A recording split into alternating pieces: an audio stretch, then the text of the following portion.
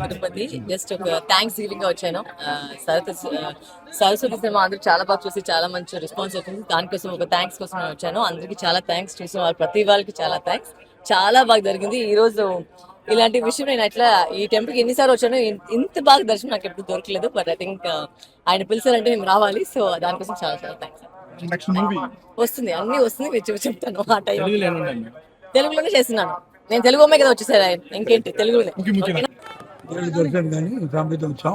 అది కాదు రాలేదు. దీనికి అమ్మ లాస్ట్ ఇయర్ చనిపోయారు. కొండ మీద రాకూడదని చెప్పకుండా చేయడంతో దేవుడితో బాగా జరిగింది.